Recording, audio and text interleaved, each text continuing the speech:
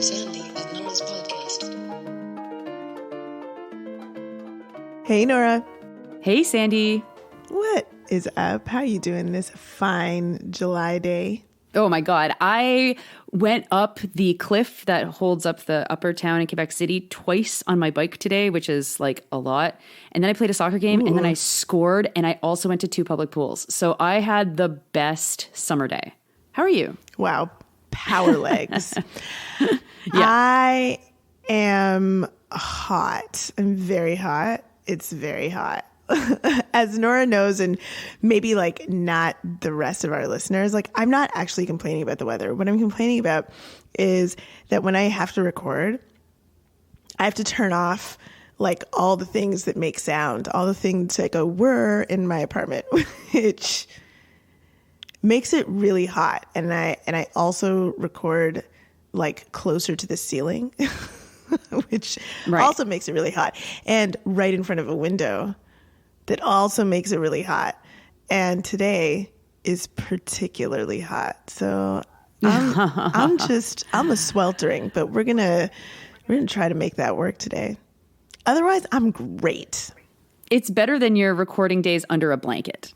I have fond memories of those days, but I also remember those being deeply hot as well. So all the same. Deeply hot. All the same. Guess what, Nora? What's that? I am going to Brazil on a capoeira trip.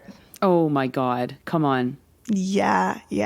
I'm really excited about it, but it means that maybe for the month of August, I'm going to be a little bit not available. That makes sense. I think that's allowed. Is that allowed? Yeah. All right, folks, we're gonna take like a little break, just a little summer break.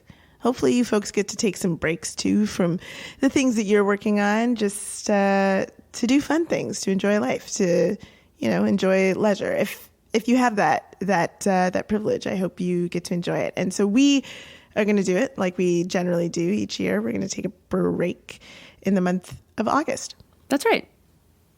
Yeah. But so not yet. We still got lots of July ahead of us and lots of stuff to talk about. Sandy, I was in Montreal at a book launch on Thursday night last week. And do you know how many... Whose book launch? My book launch. My next book. Yay. Oh my God. We love that. Yes. We love that. Congratulations. Why, thank you. Do you know how many people were like so loving the podcast, the daily news, came to talk to me? It was really, really, really sweet. Oh, I love that. I love that so much. Hey, thanks for all the people who listen to the podcast and tell us when you see us in person, who come out to support Nora's book launch. We love you all. We probably have some more folks to thank. We do. We have 2 people to thank this week, although maybe we thanked one of them already. I can't remember. It doesn't matter. Thank you so much to everybody who shared the podcast, put it on their socials, got someone to listen to it. And thanks especially this week to Tyler and Chris. Thank you, Tyler and Chris. Now, Sandy, before we get into talking about politics, one idea that came out of one of my conversations that I had last week with someone was, I wonder if we should do a Sandy and Nora town hall about ways to make the podcast get into a new world. Like, could we hire a journalist? Is there money out there for us to expand? Where are our listeners at? What do they want to hear from Sandy and Nora? I feel like we should do a Twitter Spaces again and maybe do it as like a town hall at some time. I don't know when. I'm not saying that we do this right away, but what do you think about that? Okay, Twitter Spaces, not so sure. I mean, everybody prove me wrong, but lately, like in the last 2 weeks or so, I feel like Twitter has gotten worse than it already is. Like, I'm like, is anybody on this app real? Does it make sense to do a Twitter Space when nobody on the app is real? Not sure. But I love the idea of a town hall. So maybe there's another platform we could use, a better one. I don't know. Maybe the people could tell us. But I love that idea. I think that would be great. And I would love to reach some new audiences, to think about new ways of doing things, and to expand our little team here. I love that. Yeah, let's do it. Town hall. Amazing. Okay. Great. Very happy to hear you like that idea. I like that idea too. So thank you so much to the listener who, the listener didn't actually suggest that, but I was like, oh my God, like, because he had great ideas. And I was like, let's hear about some more great ideas. And it's summer, and we could take things a bit slowly. Now, so people have been asking on the Patreon, because I updated everybody about two things. So first of all, we're going to go back to experimenting with ads, so get ready for that. If you are a subscriber, that has always been the problem with us getting you a feed that has no ads, and that's why we turned them off the last time. We should working with Acast to make this happen, so we might turn ads back on. If you have to sit there and listen through a couple of ads for the show because you don't subscribe and donate to the podcast, I'm sorry. I'm really sorry, but we're going to limit the ads as much as we can so that you're not bothered by them too much. And so the plan for the daily news is that there won't be an ad at the start of the daily news to not make you have to draw out how long you're listening to such a short podcast. And we'll see. I mean, we're still waiting to figure out if this is all possible. The second thing to mention is that the new feed for the Daily News is not yet set up. I will make sure that you all know about it when it is set up so that you can slowly make your way over to the new feed on the Daily News. And that Sandy and Nora will go back to being the once a week Sandy and Nora show. Great announcements. Thanks, Nora.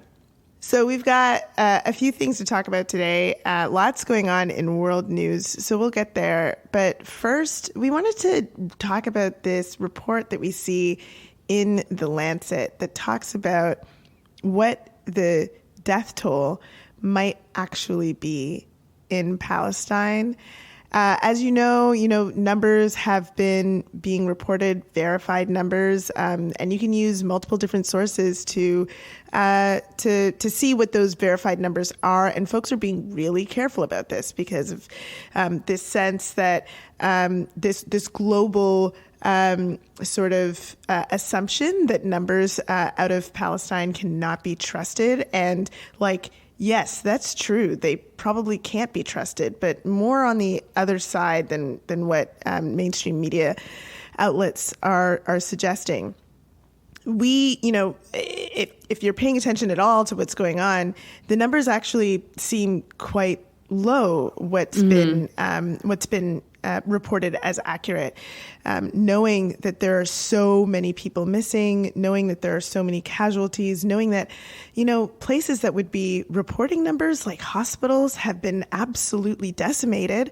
I mean, it becomes really, really difficult to have a true count of the devastation in terms of people who have been murdered through this massacre. The Lancet has reported some estimates of what the casualty numbers could actually be. Mm-hmm. Yeah, that's right. And so they use a couple of different proxies to figure out what that estimate might be. And they're saying that it is reasonable, or what do they say? Literally, quote, "It is not implausible to estimate that up to 186,000 or even more deaths could be attributable to the current conflict in Gaza." Now, they also provide the most, recent probably data related to the population of Gaza. The data is from 2022, and that population estimate was 2.375 million people.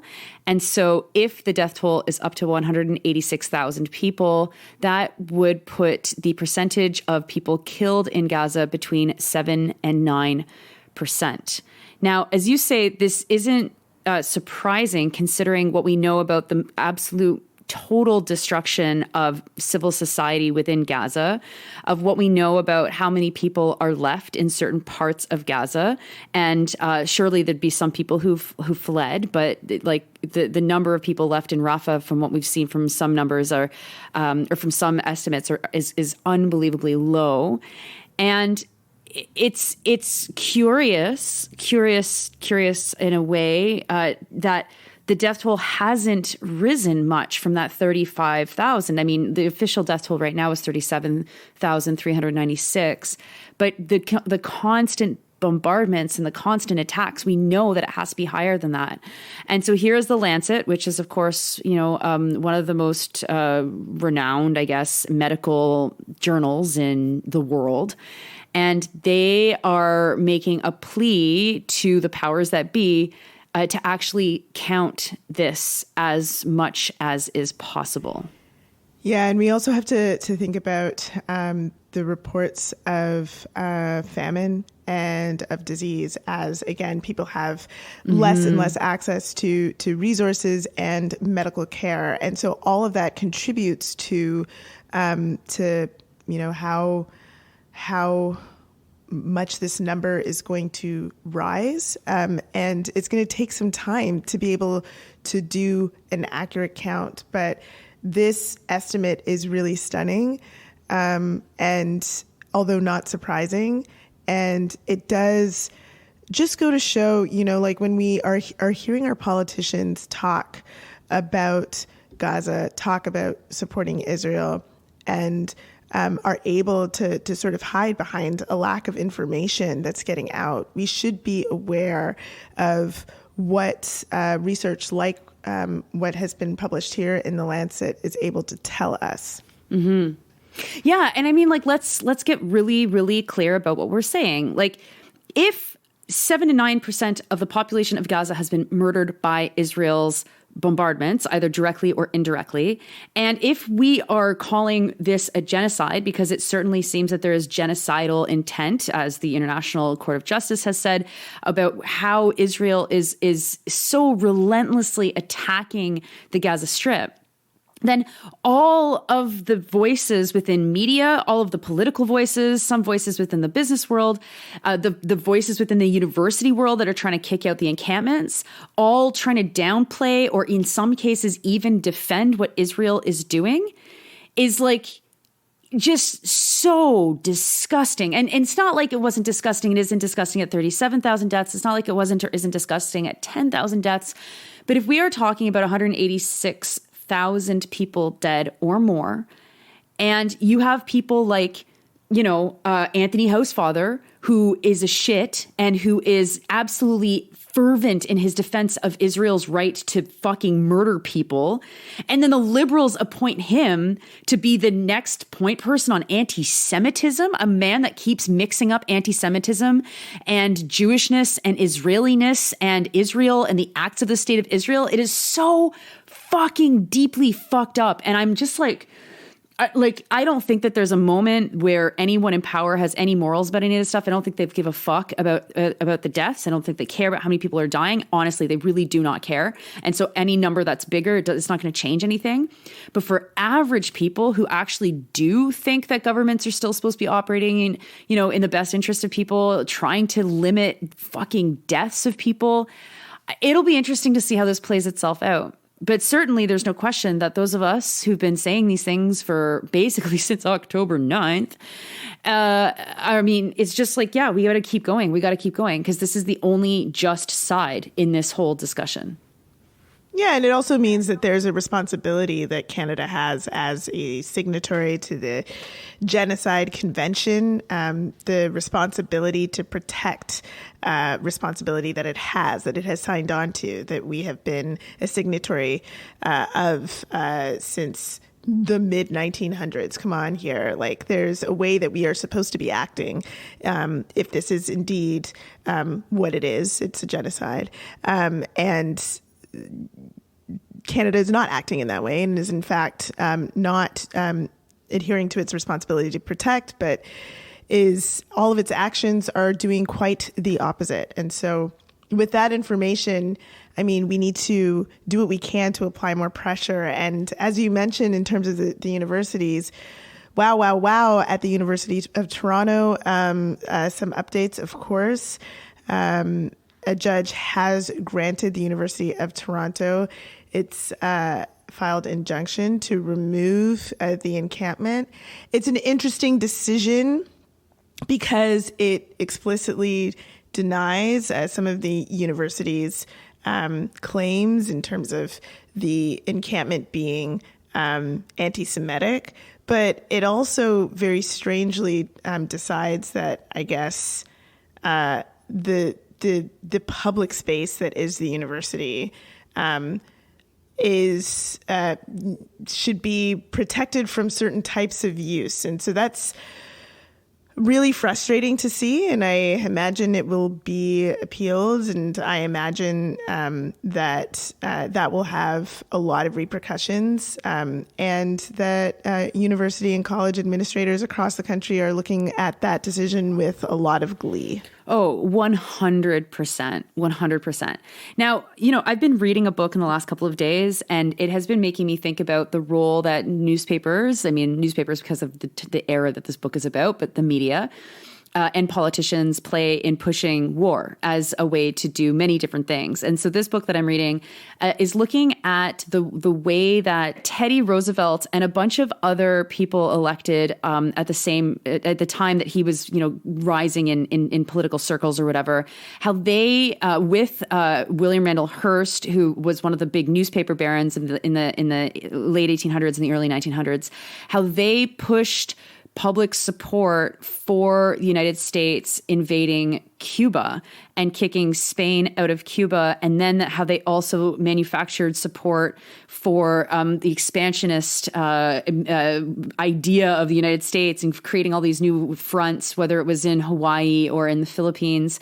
And it just goes through how much the newspapers needed these wars to sell as many copies as possible, and the politicians needed it for a whole bunch of different reasons. But back then, the big issue was it was the turn of the century. People thought that the United States project was not going anywhere, that Britain seemed to remain like the superpower, and that the only way that the United States was going to be able to demonstrate its mettle was to actually invade and conquer other nations.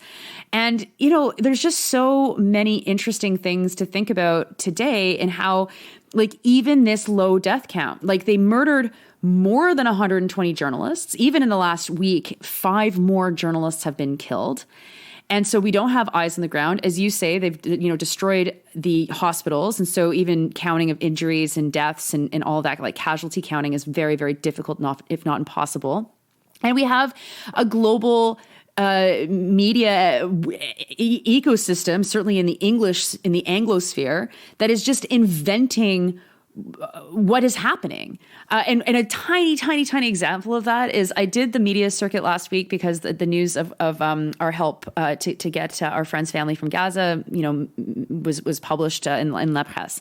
And I did an interview with Global News, and I mean, they took almost nothing of the 8 or so minutes that I was interviewed. That's normal. That's fine. But obviously, every single thing that I said criticizing Israel and Canada's complicity in what Israel is doing was, of course, sanitized out of this. And when I talked to my friend, I was like, oh, that's too bad. I didn't get a single criticism of Israel in there. And he's like, oh, neither did I. Like, you just cannot criticize Israel in Canada's newspapers. It's actually stunning. And I mean, I'm not saying anything new. We know this. But anyway, it's so important to just keep reminding ourselves of.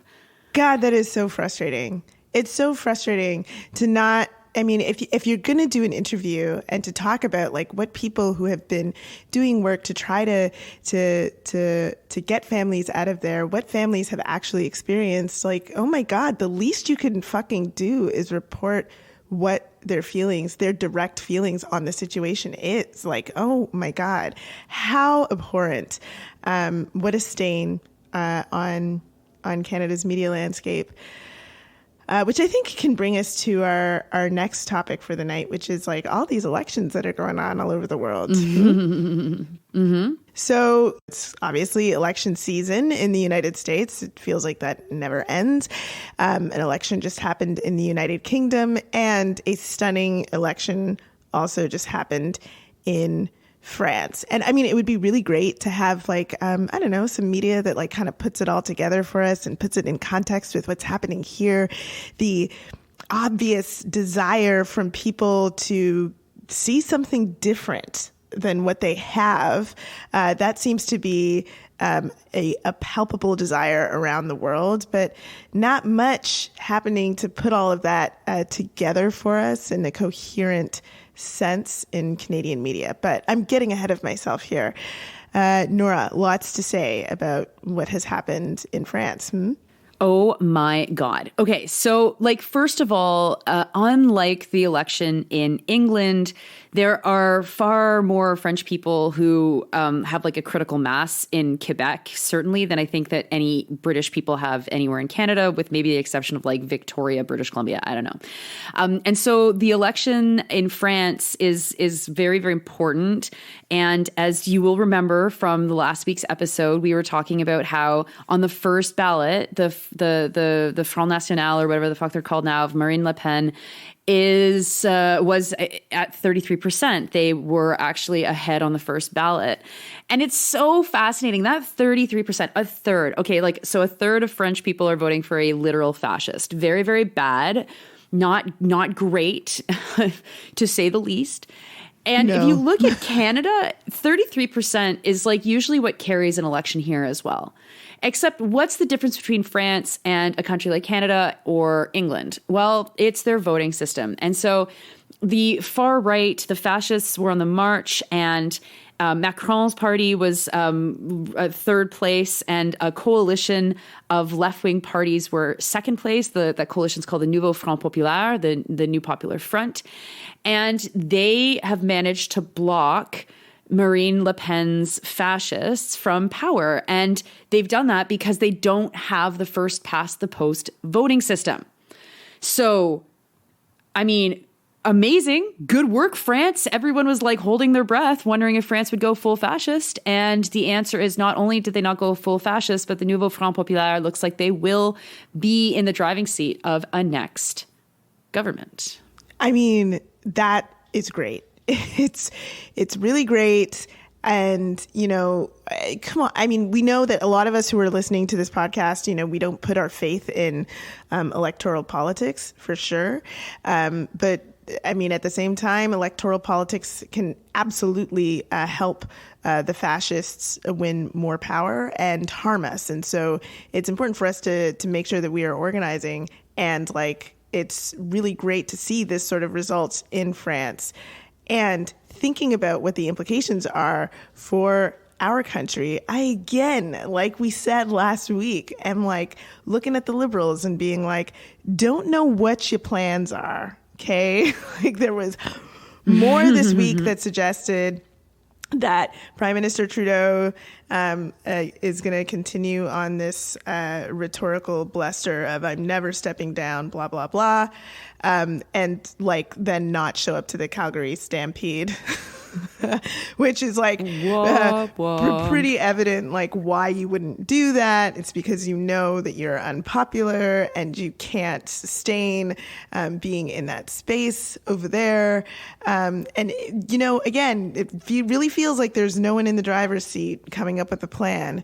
But in the event that there's anyone who has influence that like is listening to this podcast, or anyone who has influence who can like tell people, you know, this is really something you should consider. My God, the election promise from, what was it, 2014 at this point?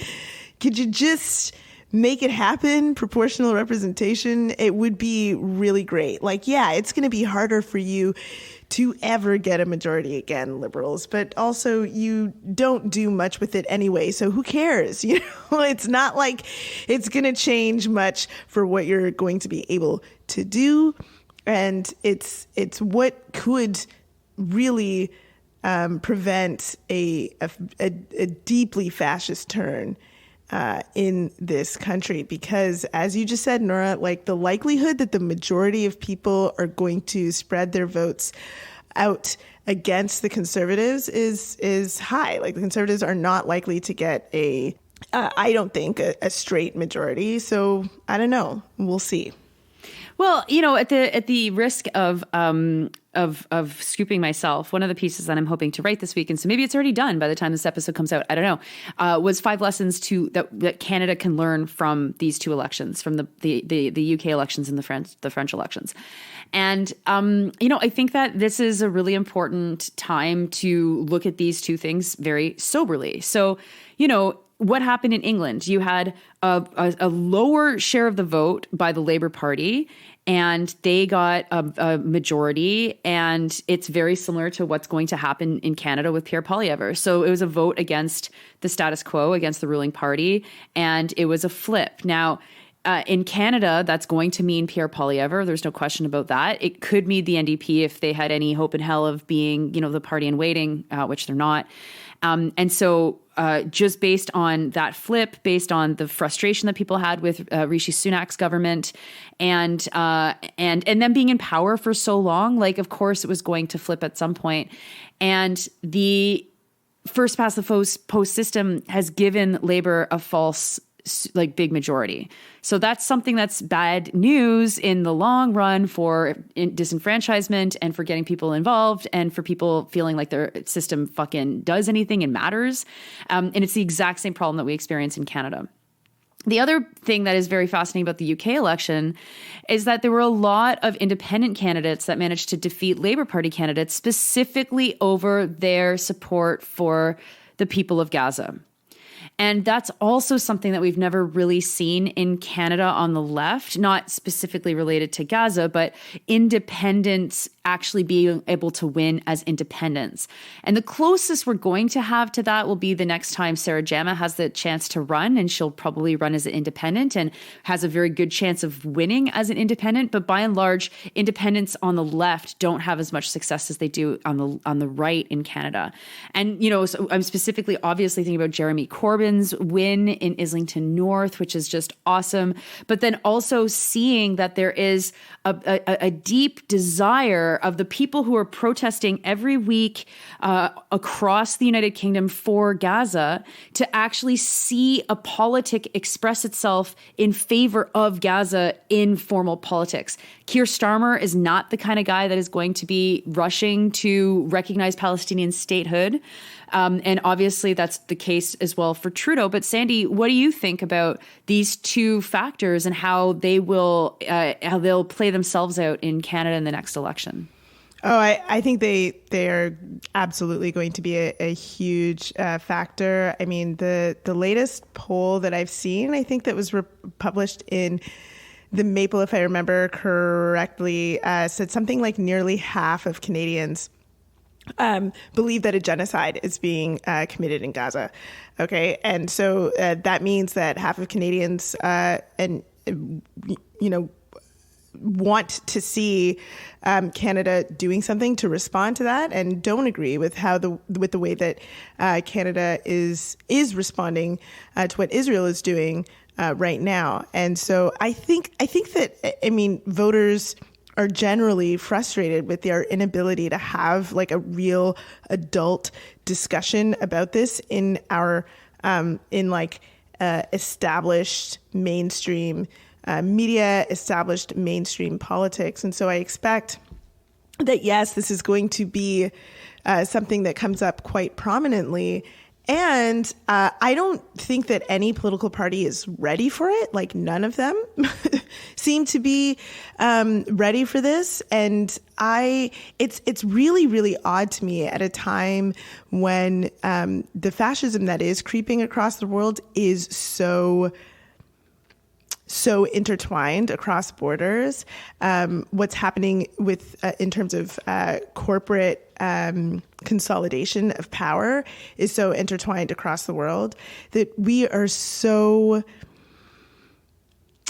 we just do not have the ability. We are so inadequate at having real discussions on international affairs and our place in international politics and how that impacts us locally. The most that we can do is have discussions on the grounds that fascists want the discussions to be on, which is to talk about immigration over and over and over again, as though that's the only thing that is impacting how average folks are living their lives right now. And so I think that there is definite frustration.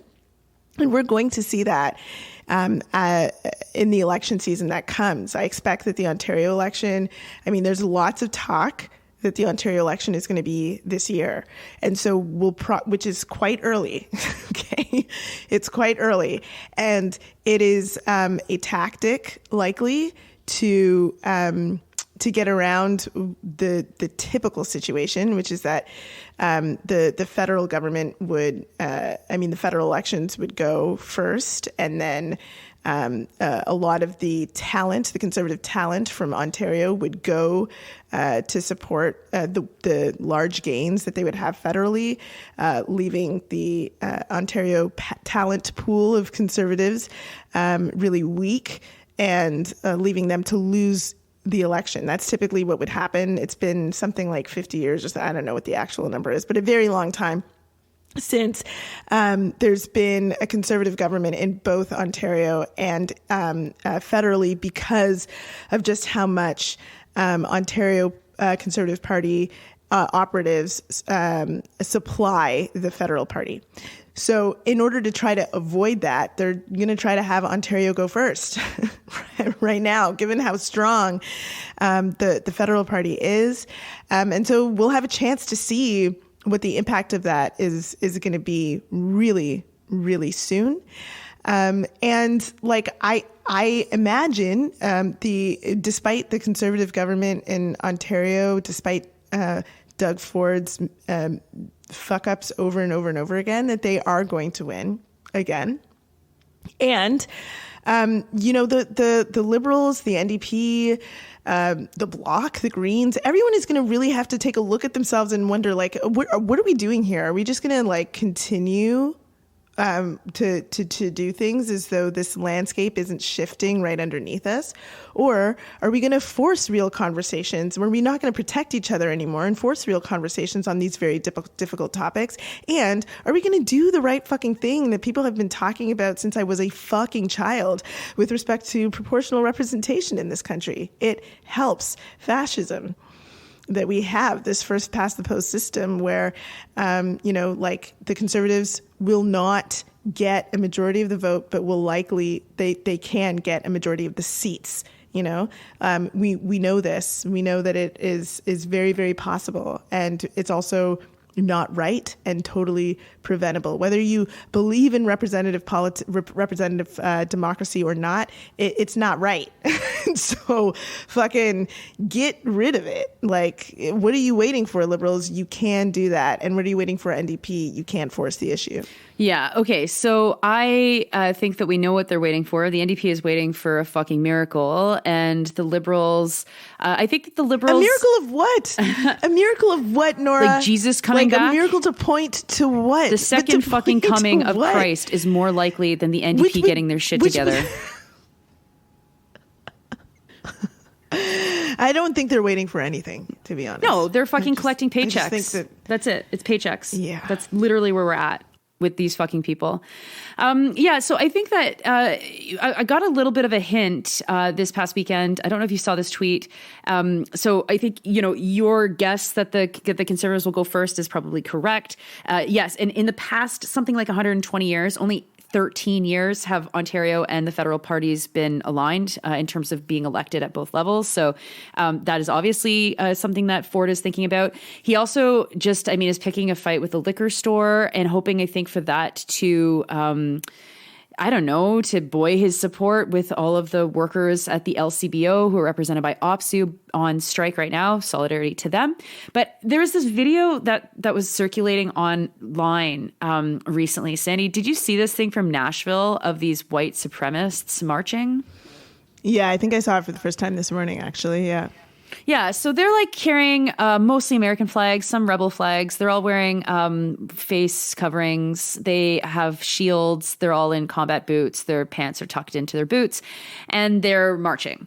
And it's like kind of this like very classic looking fascist mobilizing that we're seeing in the United States. It's very American, the way that it looks. If it was in Canada, I think that they would be a little bit more like fucking trying to lift weights and shit. But, it's kind of like the common fare of what we have been seeing from the fascist movement within the United States.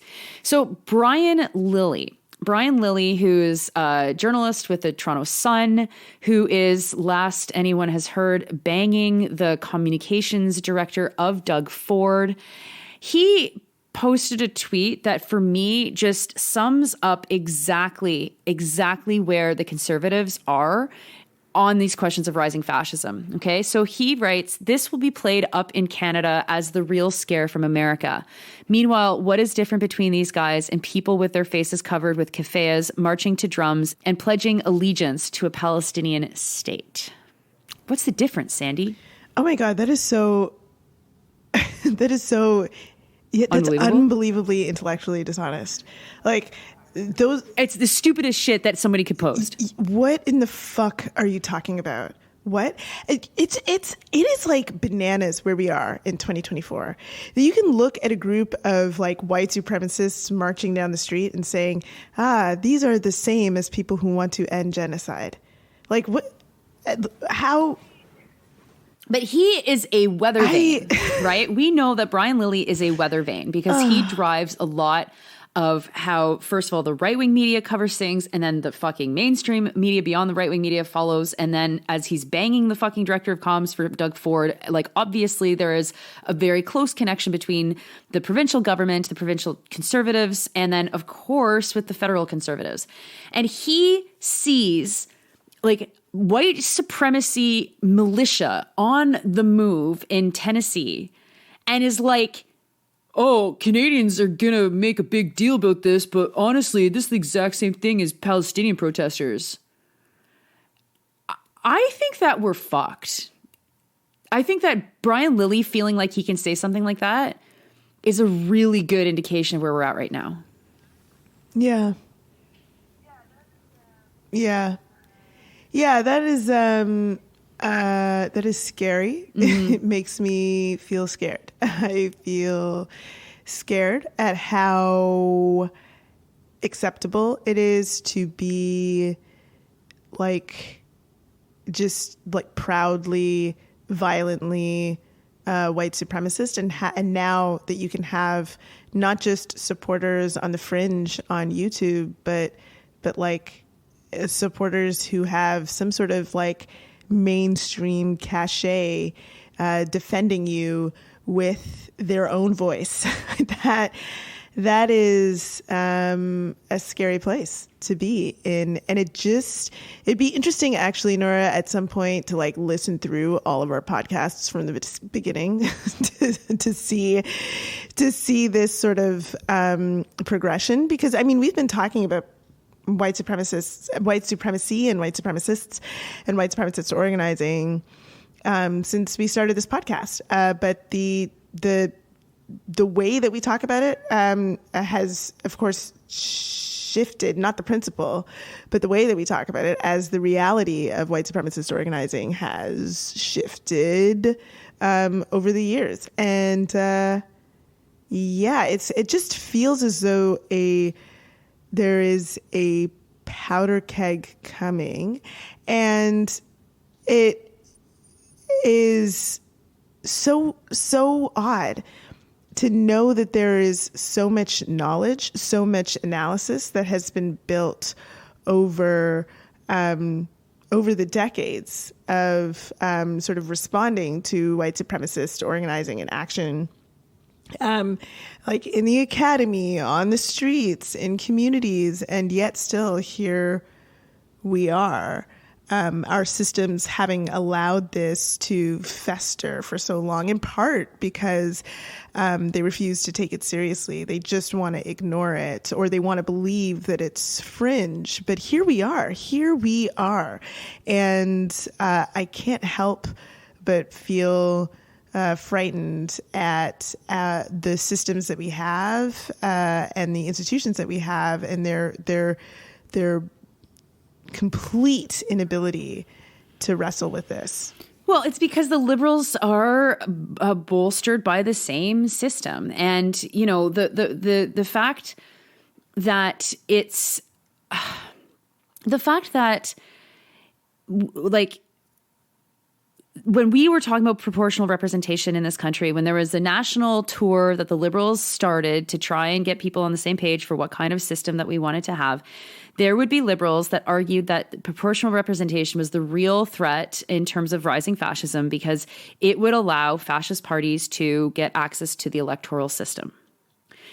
And the reality is that people need to be able to access extreme politics in a mainstream way in a political system and not have those politics have to influence other kinds of machines, like, let's say, the Conservative Party. I mean, the NDP is a terrible example because they've just been so brutal to the left flank of that party and then to the left of what is to the left of the party, outside of the party. Like, they have no fucking interest in being a left-wing fucking thing at all.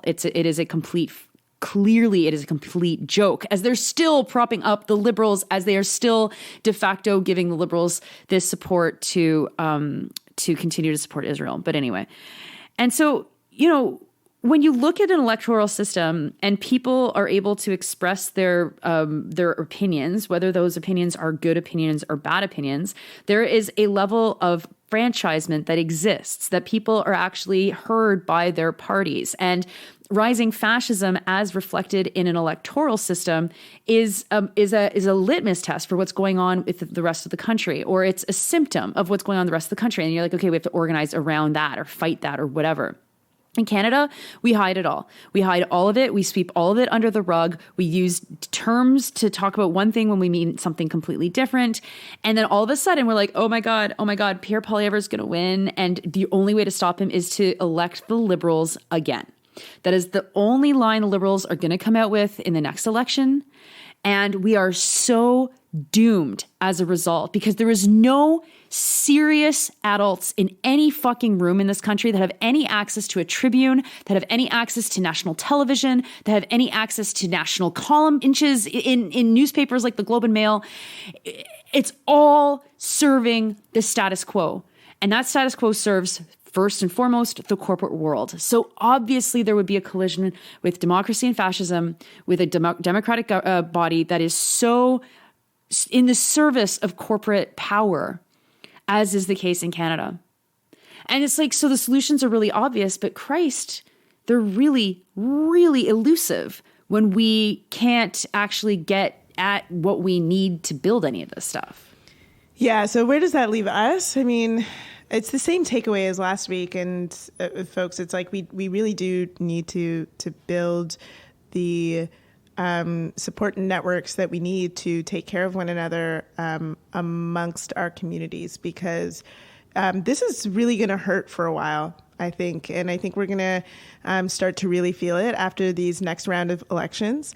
And a lot of people who are especially the most marginalized are really, really, really going to be impacted and are deeply going to feel this. And if we truly care, all of us, no matter what level of privilege that we're at, we have responsibilities to our communities to make sure that things, the pain that everyone is that could be feeling, that we do what we can to mitigate that. And the only way to do that is through organizing. And I mean, it's not going to feel great. It's not going to always be like this kind of romantic, beautiful struggle that people often talk as how people often talk about it. It's hard work, but it is still beautiful to struggle in support of one another and to struggle for collectivity. And if we are committed to that, that's what it's going to take, my friends.